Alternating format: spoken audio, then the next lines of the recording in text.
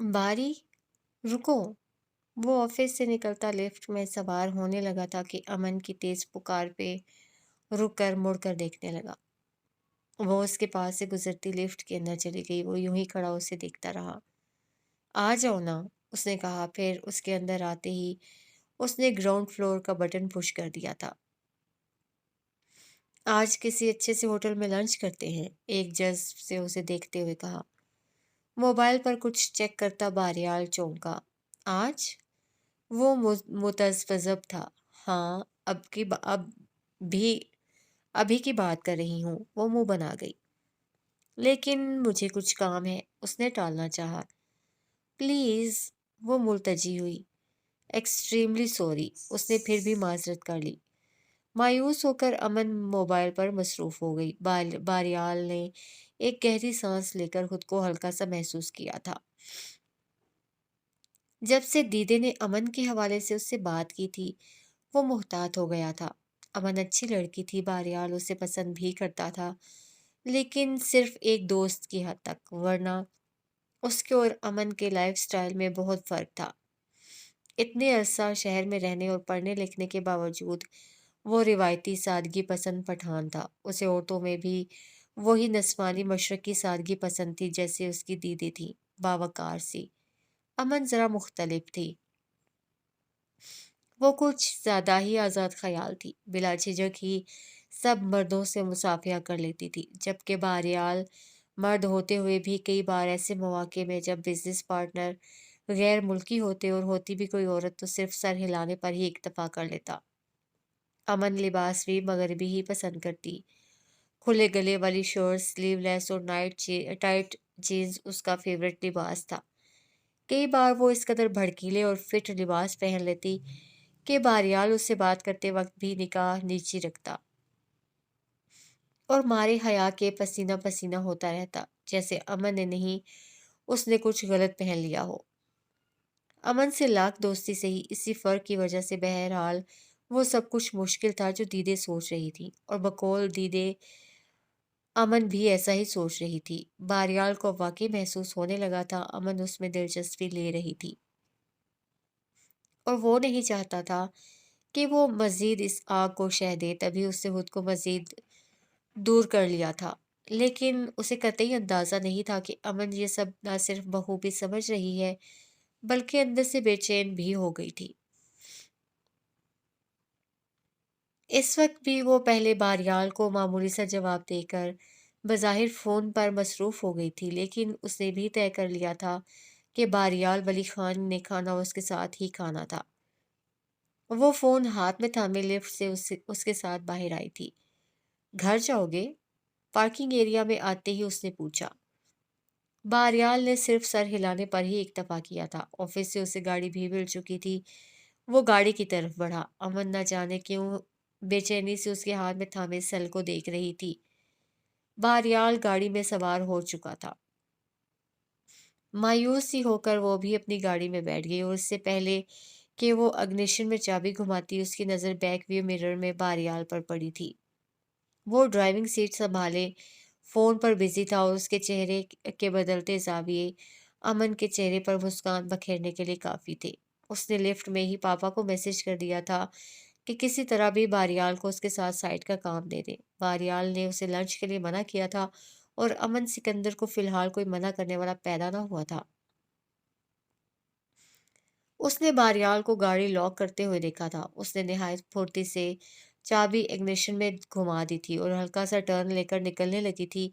जब उसने बारियाल को अपनी तरफ हाथ हिलाता देखा था, उसने गाड़ी रोक दी। बारियाल उसकी गाड़ी की दूसरी साइड से आया। अमन ने उसके लिए दरवाज़ा खोल दिया था। सॉरी, एक्चुअली सर ने अभी कहा है कि हमें नहर के साथ वाली मिल का विजिट कर लेना चाहिए। उन्हें बिल्डिंग मटेरियल के मुतालिक कुछ गलत इन्फॉर्मेशन मिली है। उसने अंदर बैठते हुए अमन को तफसील बताई। ओह नो प्रॉब्लम, वो खुलकर मुस्कुराई। मैं वैसे भी फारिग ही थी। बारियाल इस बार खामोश रहा था। गाड़ी मेन रोड पर आ चुकी थी।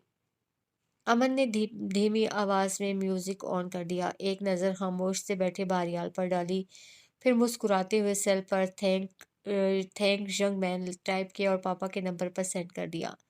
दूसरे लम्हे ही उनका कहकहा मौसूल हुआ था। वो मुस्कुरा के गुनगुनाने लगी थी। दौरान ज़िया अकेले मर गया और तुम्हें खबर ही नहीं। ज़िया से बात के दौरान बेशक सोहराब अली खान खामोश हो गए थे, लेकिन इसी वक्त दौरान को फ़ोन किया था, उसकी तो गोया जान पर बन आई।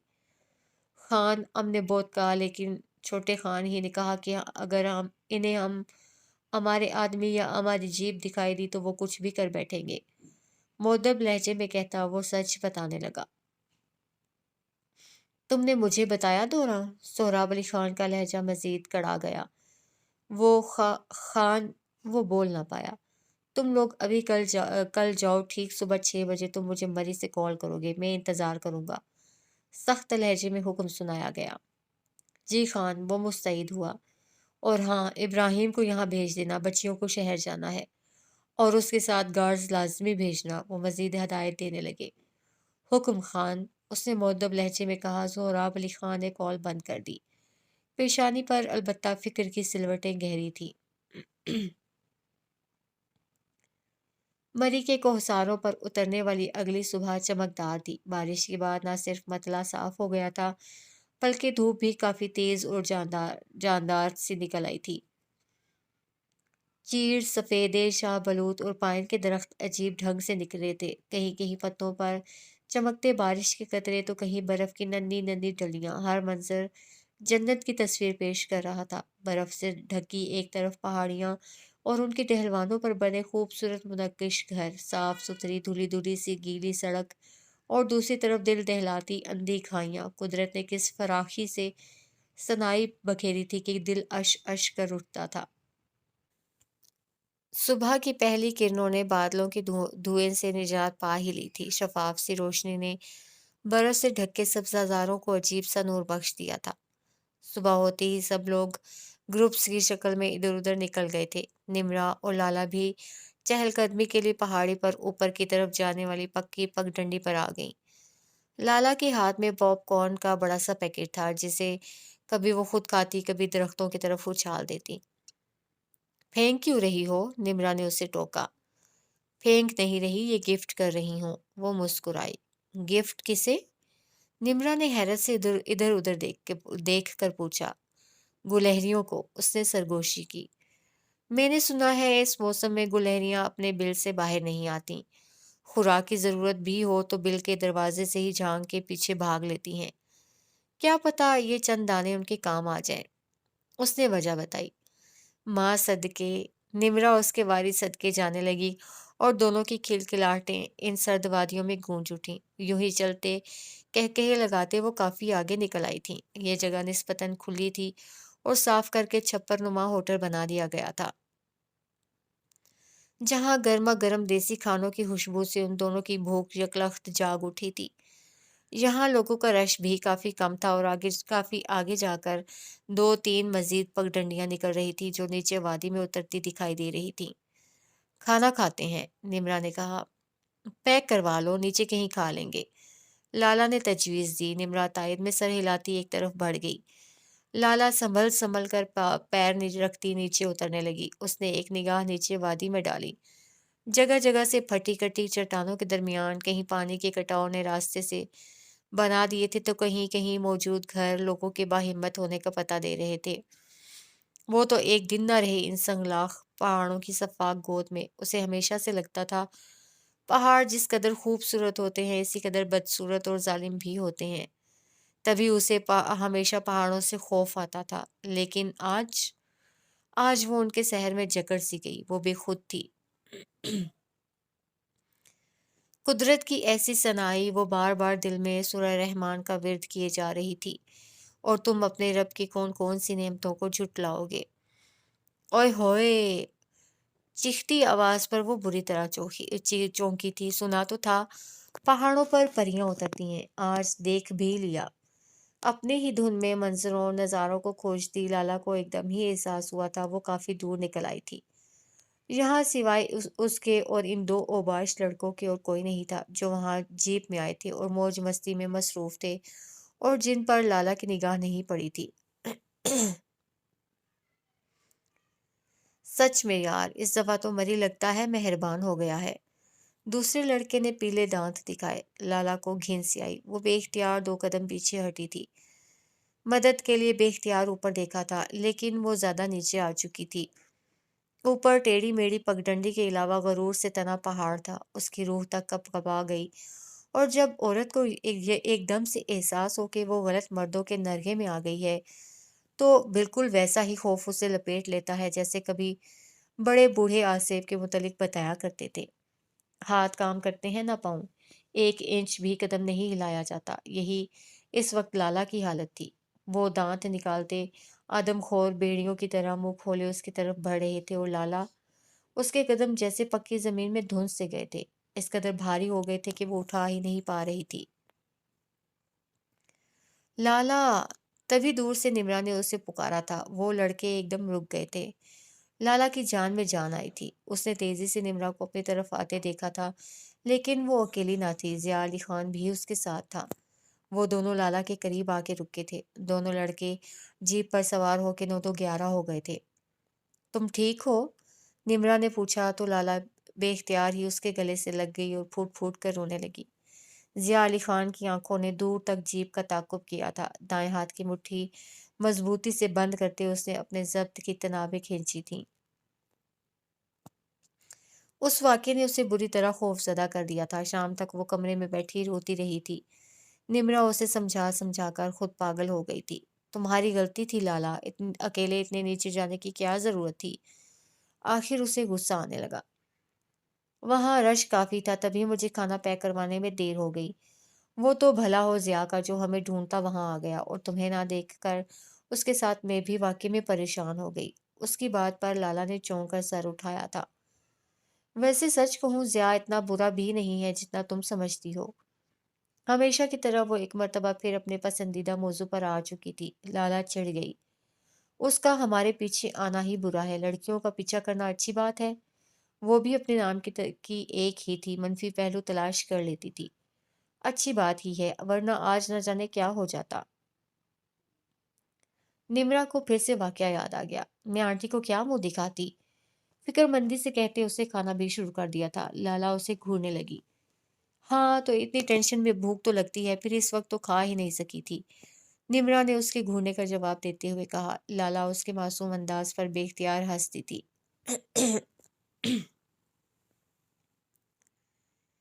गीली सड़क पर गाड़ियों के टायर फिसल फिसल के कई बार गाड़ी पीछे की तरफ चली जाती थी। ऐसे मौसम में उस जीप की स्पीड काफी ज्यादा थी।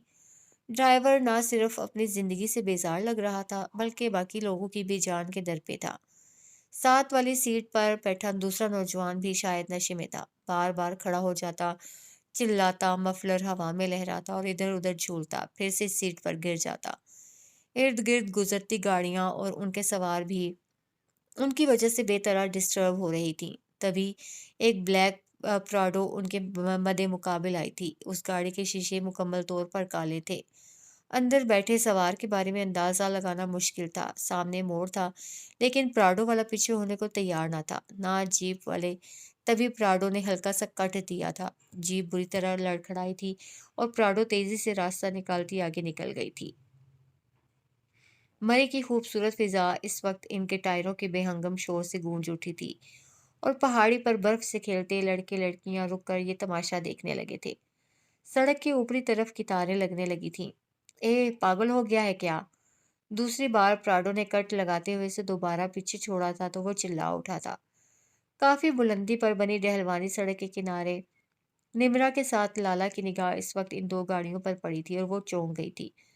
जीप में वही 2 नौजवान थे जो उसे छेड़ रहे थे। पागल हैं यार दोनों। निम्रा ने खड़े हुए होते हुए दोनों ड्राइवर्स के लिए कमेंट पास किया था। ये दोनों वही हैं, लाला ने बताया। उसकी आवाज में खुद बहुत खौफ सिमट आया था। तभी प्राडो स्लो हुई थी। जीप आगे निकल गई। प्राडो की फ्रंट सीट का दरवाजा धीरे से खुला था, और किसी की मुस्कुराती आंखें देखकर लाला की सांस वहीं रुक गई थी। वो बेसाख्ता रोड पर आगे की तरफ भागी थी। नीचे रोड पर प्राडो एक मर्तबा फिर जीप के करीब पहुंच चुकी थी। आगे अंधा मोड़ था। वो वहीं जम गई थी। प्राडो एकदम से जीप के बराबर आई थी। लाला की सांसें थमने लगी थीं, और फिर लाला समेत सबने देखा था پراڈو آگے نکل گئی تھی اور جیپ گہری کھائی میں گرتی چلی گئی۔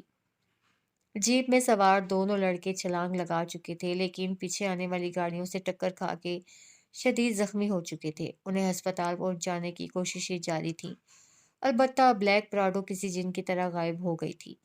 سب لڑکے لڑکیاں اب روڈ پر جمع ہو کر نیچے گری جیپ کو دیکھنے کی کوشش کر رہے تھے۔ ہجوم سا جمع ہونے لگا تھا روڈ پر۔ نمرا لالا کا ہاتھ کھینچتی اسے بھی نیچے آنے کا کہنے لگی۔ لالا نے جھٹکے سے ہاتھ چھڑا لیا، وہ اسے وہیں چھوڑ کر نیچے بھاگ گئی۔ لالا وہیں ایک سائڈ سیٹ پر ڈھہ سی گئی۔ خوف سے اس موسم میں بھی اسے پسینے چھوٹ رہے تھے۔ اس نے صاف دیکھا تھا، وہ مسکراتی اس کی طرف دیکھتی آنکھیں ضیاء کی ہی تھیں۔ تبھی اس نے کالے بوٹوں کی بھاری آواز سنی تھی، اور پھر کالے بوٹوں میں مقید پیر اس کی نظروں کے سامنے تھے۔ اس نے نظر اٹھا کر سامنے دیکھا۔ بلیک شلوار قمیض میں ملبوس، چہرے پر ہمیشہ کی طرح دوستانہ مسکراہٹ سجائے وہ ضیاء علی خان ہی تھا۔ وہ دھیرے دھیرے چلتے اس کے قریب آیا۔ لالا جھٹکے سے اٹھ کھڑی ہوئی۔ کون ہو تم ضیاء علی خان؟ اس نے جرأت کر ہی لی تھی مخاطب کرنے کی۔ ضیاء اس یاقوتی دھانے کو دیکھے گیا جو اسے ہمیشہ دم بخود کر دیا کرتا تھا۔ ان کا گناہ اتنا بڑا تو نہیں تھا؟ اس کے خاموشی سے خود کو تکتا دیکھ کر وہ مزید چڑ گئی۔ اگر میں نہ آتا تو وہ بڑا گناہ کر بھی سکتے تھے۔ ضیاء کے لہجے میں غصہ بھرنے لگا۔ تو تم سے مطلب؟ وہ بھی غم سے بولی۔ اس بار ضیاء کچھ نہیں بولا تھا، لیکن اس کی گہری آنکھوں میں تعصف نمایاں تھا۔ میں نہ تو تمہیں جانتی ہوں، نہ جاننا چاہتی ہوں، سو آئندہ مجھ سے 100 گز دور رہ کر چلنا، اور میرے کسی معاملے میں انٹرفیئر مت کرنا، سمجھے؟ وہ اس کی آنکھوں میں بلا خوف جھانکتے ہوئے بولی۔ ادھر شاہ نے بے نیازی سے بایاں بازو، جس پر ڈارک براؤن کلر کا گندھا ہوا دھاگا بندھا تھا، اٹھا کر جیسے مکھی اڑائی گئی تھی۔ لالا کا تو منہ کھل گیا۔ میں تمہیں جانتا ہوں، میرے لیے اتنا کافی ہے۔ باقی رہا تمہارا کوئی معاملہ تو ضیاء علی خان جو چاہتا ہے کر لیتا ہے، سوائے اللہ پاک کے اسے کوئی روک نہیں سکتا۔ غصے پر ایک دم دوستانہ مسکراہٹ غالب آنے لگی تھی۔ لالا نے ایک تیکھی نگاہ اس کے وجود پر ڈالی، پھر پیر پٹکتی نیچے نمرا کی طرف چلی گئی۔ کسی روز بتاؤں گا تمہیں لالا، تم میری محبت سے خوفزدہ ہو کر بھاگ رہی ہو، اور میں تم سے کس قدر شدید نفرت کرتا ہوں۔ ضیاء کی آنکھیں جلنے لگیں۔ کیبن میں لگے بلب کی روشنی میں اس کا ہاتھ تھامے، اس بار وہ اس کے چہرے پر رقم گھبراہٹ بخوبی پڑ سکتا تھا۔ انہیں ایک ساتھ وقت بتائے کافی عرصہ ہو چلا تھا، لیکن وہ ہمیشہ پر اعتماد رہی تھی۔ اس بار مگر وہ اعتماد اس کی شخصیت سے مفقود تھا۔ اقرا، مجھے کیوں لگ رہا ہے میں تمہیں زبردستی لایا ہوں یہاں؟ وہ بدمزہ سا ہوا۔ اقرا نے نظریں اٹھا کر اسے دیکھا، کچھ لمحے خاموشی سے اسے دیکھتی رہی۔ آغا، مجھے ڈر لگنے لگا ہے۔ میرے ساتھ رہنے سے؟ وہ ناراض لہجے میں بولا۔ اقرا کی نظریں جھک گئیں۔ تمہارے ساتھ رہنے سے مجھے کبھی خوف نہیں آیا آغا، تم جانتے ہو میں تم پر خود سے زیادہ اعتبار کرتی ہوں۔ وہ سادہ لہجے میں بولی، سچائی اس کے لہجے سے عیاں تھی۔ تو وہ سیٹ کی پشت پر گرنے کے سے انداز میں ٹیک لگا گیا۔ جب سے لالا نے یوں اچانک ہمیں ایک ساتھ دیکھا ہے، مجھے ڈر لگنے لگا ہے، کہیں بھائی یا کوئی اور۔ وہ اپنے اندر کی خوف بتانے لگی۔ کم آن اقرا، آغا نے آگے بڑھ کر بیٹھے ہوئے اس کے ہاتھ تھام لیے۔ تم تو مجھے ڈرپوک کہا کرتی تھی، اب خود ڈرنے لگی ہو۔ محبت سے وہ اس کا کومل سا روپ نظروں میں جذب کرتے ہوئے بولا تھا۔ ڈرپوک نہیں ہوں میں، بس تمہیں کھونے سے ڈرتی ہوں، اسی لیے کہتی ہوں خالہ کو بھیج دو اماں کے پاس۔ وہ اس کی نظروں میں دیکھتے ہوئے بولی۔ اچھا، آج ہی اماں سے بات کرتا ہوں، بس اب تم پلیز موڈ تو صحیح کرو، اس نے منت کی۔ اقرا اس کے انداز پر مسکرا دی۔ ارے حمزہ، تم؟ اگلے ہی پل اس کے لب تیزی سے سکڑے تھے، دل بے قابو سا ہوا تھا۔ اس نے دعا کی وہ کوئی اور حمزہ ہو۔ بہت دن ہو گئے، سوچا آج تمہاری طرف چکر لگا ہی لوں، اور وہ علی حمزہ کی ہی آواز تھی۔ اقرا کو لگا اس کے کان کے پردے پھٹنے لگے تھے خوف سے۔ خود آغا بھی حمزہ کی آواز پہچان کر ساکت رہ گیا تھا۔ کیبن کے سامنے بنے کھلے پارٹ میں ہی وہ شاید کرسیاں سنبھال چکے تھے۔ کیسا چل رہا ہے تمہارا کاروبار؟ حمزہ نے اسے چائے کا کہتے ہوئے پوچھا۔ اللہ سلامت رکھے مینا طوطوں کی جوڑیوں کو، کالج گرلز और बॉयज ने काफी रौनक लगा रखी है। जवाब में कैफे का मालिक, जो शायद अली हमजा का पुराना दोस्त था, खबासत से कहते हंसने लगा। इकरा ने लब काट लिए थे। हमजा की मुतनफिर आवाज सुनाई दी थी। बेपरवाह माँ बाप की बेगैरत औलाद। उसके लहजे में किस कदर तनफुर था। इकरा का सर शर्मिंदगी से झुका था, आंखें खुद बहुत नम हो गईं। प्लीज। आगा उसे रोता देखकर बेताब सा हुआ। इकरा ने उठते हुए हाथ की पुश्त से सख्ती से आंखें रगड़ी थी और नकाब करने लगी थी। कहाँ जा रही हो?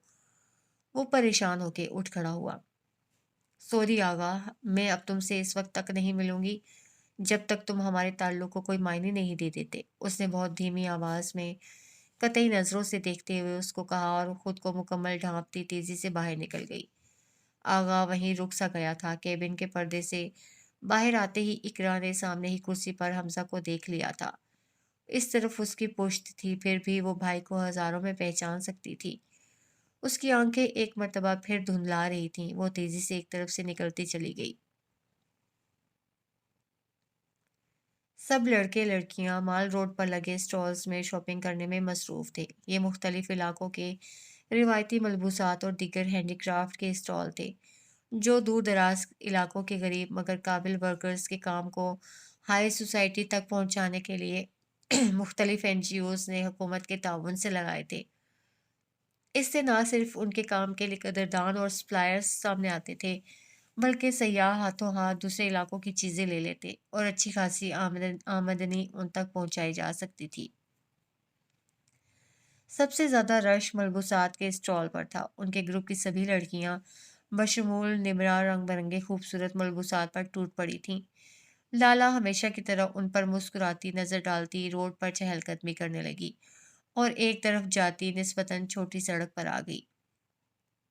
यहाँ पर ट्रैफिक न होने के बराबर था। ये रिहायशी इलाकों की तरफ जाने वाली सड़क थी।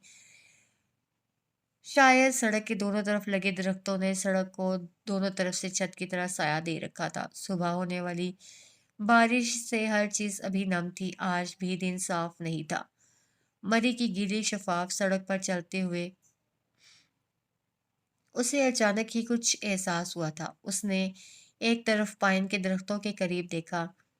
कैमरे का रुख उसकी उसकी तरफ किए वो बिलाशुबा ज़िया अली खान ही था। वो गुस्से से पैर पटकती उसके पास आई। तुम मेरे पीछे आ गए, चाहते क्या हो आखिर मुझसे? वो गुस्से से पागल हो रही थी। एक कप कॉफी पियोगी मेरे साथ? मुस्कुराते हुए हमेशा की तरह फरमाइश की गई। लाला का दिल किया उसे नीचे खाई में गिरा दे, और गिरा भी देती अगर उसे जेल का खौफ ना होता। ये कानून भी ना, बस हम नेक लोग ही इसे खौफ खाते हैं। जिया जैसे लोग तो सीना तान के फिरते हैं। उसने कुड़ के सोचा था। मैं कभी वाकई में तुम्हारी जान ले लूंगी जिया। वो लब कुचलती उसे बेहद खूबसूरत लगी, पक्की लाल पठानी। काश लाला सुन लेती। पमखा दिखा, अल्लाह तुम्हारा हामी और नासिर हो। मुस्कुराते हुए वो पश्तो का मशहूर लोक सॉन्ग गुनगुनाया था। लाला ने एक घुसीली निगाह उस पर डाली और वापसी के लिए मुड़ी थी। खान। मुअद्दब पुकार पर सोहराब अली खान ने झट से आंखें खोल दी। वो अभी अभी ओसगुल और गुलमीना को अलविदा कहकर आए थे। इब्राहिम वक्त पर पहुंच गया था। बचपन से वो उनका नमक खा रहा था, उनके लिए काबिल एतबार था। तभी उनके जाने के बाद वो इत्मीनान से लॉन में बिछे तख्त पर आराम कर रहे थे कि शाहसवार की आवाज ने उन्हें उठने पर मजबूर कर दिया। खान, छोटी बीबियों के जाते ही आपके हुक्म की तामील कर दी गई है। तय खाने का एक और कमरा साफ करवा दिया है। उनकी आंखें खुलते देखते ही वो सर झुकाए बोला। मकीन भी पहुंचा दिया या नहीं? उन्होंने उठते हुए सिगार चलाते हुए पूछा। पहुंचा दिया खान। कोई मसला नहीं हुआ? खान की गहरी निगाहें उस पर जमी थीं। बहुत शोर मचाया खान। अब भी काफी शोर मचा रखा है। उसके लहजे में बेजारी जागी। सोहराब अली खान उठ खड़े हुए और तेज कदम उठाते हवेली के दाएं तरफ बने छोटे से दालान से होते हुए कच्ची दीवार के उस तरफ बने खंडर नुमा हिस्से में आ गए, जहां चरिंद परिंद भी पर मारने से खौफ खाते थे। ये जगह काफी बड़ी थी। तीन तरफ छोटी छोटी कोठरियां बनी थीं, जो सबसे छोटे दरवाजे से एक दूसरे से जुड़ी थीं। वो एक कोठरी में दाखिल हुए। یہاں دروازے کے بالکل قریب سیڑھیاں نیچے جا رہی تھی۔ سہراب علی خان نیچے اترنے لگے۔ شاہ سوار بھی ان کے پیچھے تھا۔ اندھیرا بڑھتا جا رہا تھا اور سیلن کی بو بھی۔ سہراب خان نے رومال جیب سے نکال کر چہرے پر باندھ لیا تھا۔ شاہ سوار نے نیچے اترتے ہی لائٹ آن کر دی تھی۔ لائٹ آن کرتے ہی کسی کی زخمی چیخ سناٹے کا گلا چیر گئی تھی۔ ارد گرد کٹی سلاخوں کے دروازے سے لگے تنگ کمرے تھے جن میں ہر عمر کے افراد نڈھال سے پڑے تھے۔ ان میں مرد بھی تھے، عورتیں بھی، لیکن کسی نے بھی اٹھ کر نہ تو اس کا استقبال کیا تھا نہ اس کی آمد کا نوٹس لیا تھا۔ سب کے سب جیسے ہی بے جان پڑے تھے۔ بس ایک وجود تھا جو اچھل کر چیخ مارتا سلاخوں سے الگا تھا۔ سیلن کی بو تیز ہونے لگی تھی، ٹھنڈی، غلیظ۔ تیری پکڑ ہوگی اور اسے تو سلاخوں کے پیچھے نہیں ڈال سکتا۔ وہ کمزور سا وجود یوں سلاخوں سے ٹکرایا تھا جیسے ابھی انہیں ڈھا دے گا۔ رومال کے پیچھے چھپے لبوں پر مسکراہٹ ابھری۔ کون پکڑے گا مجھے، کون؟ وہ اس کے قریب آ کر کروفر سے بولے۔ وہ کہے لگانے لگی اور پھر اس نے اچانک جھپٹا سا مارا تھا اور سہراب کے چہرے سے نقاب کھینچ لیا تھا۔ وہ گھبرا کے فوراً پیچھے ہوئے تھے۔ وہ کہے لگانے لگی، تالیاں بجانے لگی۔ سہراب کے چہرے کے زاویے بگڑنے لگے تھے۔ دیکھ کیسے ڈر گیا تو، وہ ہنستے ہنستے کہنے لگی۔ ایسے ہی روئے گا، گھبرائے گا۔ وہ تالیاں بجائے گئی۔ تیری پکڑ ہو گئی، تیری پکڑ ہو گئی۔ وہ زیادہ شور کرنے لگی تھی۔ سہراب تیزی سے واپس مڑے تھے۔ شاہ سوار نے ان کی تقلید کی تھی۔ پتھریلی سڑک سے کشادہ صاف ستھرے مین روڈ پر چڑھتے ہی گاڑی دوڑنے لگی تھی۔ سفر آرام دہ ہوتے ہی اوزگل اور گل مینا نے سکھ کی سانس لی تھی۔ اوزگل اب مطمئن ہو کر اشتیاق سے باہر بھاگتے مناظر میں کھو گئی۔ وہ زندگی میں پہلی بار حویلی سے باہر نکلی تھی، وہ بھی اتنے لمبے سفر پر۔ ہر ایک منظر اس کے لیے واقعی نیا اور حیران کن تھا۔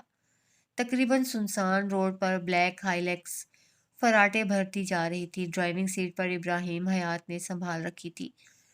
چاروں بدرگے باڈی گارڈز گاڑی کے پچھلے کھلے حصے میں بیٹھ گئے۔ اور اسکول کا سارا دھیان باہر کے مناظر پر تھا۔ اور گل مینا، وہ تو اس قدر خوش تھی کہ کچھ بھی اس کی توجہ حاصل نہیں کر پا رہا تھا۔ سنو، اس نے اچانک پکارا تو اوزگل چونک کر اسے دیکھنے لگی۔ ابراہیم اپنی دھن میں مگن گاڑی چلائے جا رہا تھا۔ A driver! اب کی بار وہ تیز لہجے میں بولی اور اس بار ابراہیم بھی چونک پڑا تھا۔ میوزک آن کرو، شہزادیوں کی طرح حکم جاری کیا گیا۔ ڈرائیور اتنا حیران ہوا تھا کہ گاڑی کی سپیڈ ایک دم کم ہوئی، لیکن بہرحال اس نے بیک ویو مرر میں نظر اٹھا کر شہزادی کو دیکھنے سے اجتناب برتا تھا۔ اوزگل نے البتہ اس شہزادی کے پہلو میں کوہنی ضرور دے ماری تھی جس پر وہ بری طرح اچھلی تھی۔ کیا مصیبت ہے؟ وہ پہلو مسلتی اوزگل کو کھا جانے والی نظروں سے گھورتے ہوئے بولی۔ چادر بھی چہرے سے ہٹ چکی تھی۔ مصیبت مجھے ہے یا تمہیں ہے؟ وہ اس کا بازو دبوچتی اس کے کان میں سرگوشی کر گئی۔ باجی کو خبر بھی ہوئی نا تو جان لے لیں گے تمہاری۔ اس کے لہجے میں خوف تھا۔ ڈرائیور نے سپیڈ بڑھا دی تھی۔ میوزک البتہ ابھی آن نہیں کیا تھا۔ اور چہرہ چھپاؤ اپنا، پاگل ہو گئی ہو کیا؟ اوزگل نے زبردستی اسے نقاب کرانا چاہا۔ اس نے تیزی سے اس کا ہاتھ جھٹک دیا تھا۔ باجی کو کون خبر دے گا، تم یا یہ ڈرائیور؟ وہ تیز لہجے میں بولی۔ ڈرائیور کے لب بھیج گئے تھے۔ مینے؟ اوزگل بے بسی سے اسے دیکھ کے رہ گئی۔ تم نے سنا نہیں؟ میوزک آن کرو۔ وہ اب پھر ڈرائیور سے مخاطب تھی۔ اس بار اس نے حکم کی تعمیل کرتے ہوئے پلیئر آن کر دیا تھا۔ گل مینا بے فکری سے سر دھننے لگی تھی۔ اوزگل اس پر بے بسی سے نظر ڈالتے باہر دیکھنے لگی تھی۔ گاڑی ہوا کے دوش پر گویا محو سفر تھی۔ یوں ہی بے فکری سے ادھر ادھر دیکھتی گل مینا کی نگاہ اچانک ہی سامنے شٹ میں نظر آتے اس چہرے پر پڑی تھی۔ وہ مکمل طور پر ڈرائیونگ کی طرف متوجہ تھا۔ اٹھی نظریں سامنے راستے پر جمی تھیں، لیکن اس کی آنکھوں سے جھلکتی حیا۔ وہ کتنے ہی سمے اسے ٹک ٹکی باندھے دیکھتی رہی، لیکن ڈرائیور نے ایک دفعہ بھی اس کی طرف نہیں دیکھا تھا۔ مرد ہو، اکیلا ہو اور خانزادیوں کا ساتھ، پھر بھی مارے تجسس کے نگاہ نہ اٹھائے۔ اسے دیکھتے ذرا سا آگے ہو کر بیٹھتے ہوئے گل مینا نے سوچا۔ सुनो। बिला इरादा ही उसके मुंह से फिसला था और बेख्तियार ही नजरें उठी थीं। और गुले मीना की नजरों से नजरें टकराते ही उसने किसी अल्हड़ दोशीजा की तरह नजरें फेर ली थी, लेकिन गुले मीना नजरें न फेर सकी थी। चार सु कुछ सुनहरा सा चमकता महसूस होने लगा था। मोहब्बत की परी ने जादुई छड़ी घुमा दी थी। लेकिन इस दफा शहजादे ने नहीं, सिंड्रेला ने अपने महबूब को तलाश लिया था। गुले मीना के लबों पर मोहब्बत सुनहरी मुस्कान की सूरत चमक रही थी, रोशनी दे रही थी। वो कौन था, कहाँ का था, ये सब बातें उसके लिए बेमायनी सही, लेकिन वो इतना जरूर जान चुकी थी, ज़िया अली खान का उसकी जिंदगी में आना बेमकसद नहीं था। उसने दलदल का रास्ता खुद चुना था, वो भी सिर्फ गुस्से और जिद में आकर। वरना वो दिलो जान से सिर्फ अपने अब्दुल को चाहती थी। शायद खुदा ने उसे एक गुनाह कबीरा से बचाकर सजा के तौर पर गुनाहों की दलदल में ला फेंका था। और यहाँ आकर उस पर आश्कार हुआ था, औरत के लिए चादर और चार दीवारी कितनी बड़ी नेमत है। इस सेलन ज़दा माहौल में वो लम्हा लम्हा अंगारों पर लौटी थी। एक एक पल उसे खौफ के पुलिस सिरात को अबूर करते गुजारा था, और इसी अल्लाह से पनाह मांगती रही थी, जिसके अहकामात को पसे पुश्त डालकर उसने खुद इस जलालत को चुना था। वो कम अकल थी, राह भटक गई थी, लेकिन वो वक्त से पहले संभल भी गई थी, ताइब हुई थी। और तभी मायूसी के गुनाह के दलदली अंधेरे में ज़िया अली खान रोशनी बनकर आया था। अल्लाह के बाद अगर मैं किसी को मदद के लिए पुकारूंगी तो बिलाशुबा वो तुम हो, ज़िया अली खान। हाथ में पकड़े उस मोबाइल पर गिरफ्त मजबूत करते हुए उससे खुद कलामी की थी, जो ज़िया ने जाते वक्त उसके सपोर्ट किया था, ताकि वो उससे राब्ते में रहे। सपहर होने को थी, लेकिन मरी की खूबसूरत वादियों में सुबह से शुरू होने वाली इस मधुर कुन किन-मिन ने जैसे ना रुकने की कसम खा रखी थी। ऐसे मौसम में भी लोग बाहर एंजॉय कर रहे थे। निम्रा भी कुछ देर तो उसे साथ चलने का कहती रही, फिर उसके मुसलसल इनकार पर उसे वहीं छोड़कर ग्रुप के साथ घूमने चली गई। लाला ने सड़क की तरफ खुलने वाली खिड़की से पर्दे हटाए और खिड़की के दोनों पट वाह किए। ताज़ा नम हवा के झोंके ने रूह तक में सरशारी सी भर दी थी। वो धुली धुलाई सड़क के पार दूर तक फैले सब्ज़ारों को देखने लगी। हर तरफ लड़के लड़कियां ग्रुप्स की सूरत बिखरे नजर आ रहे थे। कुछ लोग फैमिली के साथ थे, वो भी खूब इंजॉय कर रहे थे मौसम को। लाला उदासी से मुस्कुरा दी। पिछले 2 दिन से वो अपने कमरे में बंद थी। मैम तबस्सुम खुद उससे पूछने भी आई थी, लेकिन उसे सर दर्द और फ्लू का बहाना घड़ कर मजीद कहीं भी घूमने से इनकार कर दिया था। खुद निम्रा उसकी मिन्नतें कर करके थक चुकी थी, लेकिन उसे रूम से बाहर आना था, ना आई। 2 दिन पहले होने वाला हादसा किसी आसेब की तरह उसके दिलो दिमाग से चिमट कर रह गया था। ज़िया अली खान कौन था, उससे क्या चाहता था, वो ये सब नहीं जानती थी, ना ही ज़िया अली खान को जानती थी। लेकिन ये एक हकीकत हकीकत थी कि ज़िया अली खान की आंखों में नजर आने वाली गहरी शनासाई उसे अंदर तक दहला कर रख देती थी। कभी कभी उसे यूं लगता जैसे वो सिर्फ इसी के लिए ही आया है। उसका हर वक्त लाला पर नजर रखना, उसके पल पल की खबर रखना, उसकी ज़ात से तमाम तर आगाही रखना, यह महज इत्तेफाक तो हरगिज नहीं था, और ना ही ये कोई जुनूनी मोहब्बत का आकाश था। भले ही उसने ज़िया अली खान की आंखों में अपने लिए कुछ रंग देखे थे, लेकिन उसने एकदम ही इन रंगों पर कई दूसरे रंगों को गालिब आते भी देखा था, जो सख्ती और दुरुस्ती के थे, जो किसी तल्ख याद के या किसी दर्द के। लेकिन इसका ज़िया अली खान की जिंदगी उसकी किसी याद या दर्द से क्या वास्ता। वो सोच सोच कर पागल होने लगी थी, लेकिन इस पहेली का सर न ढूंढ पाई थी।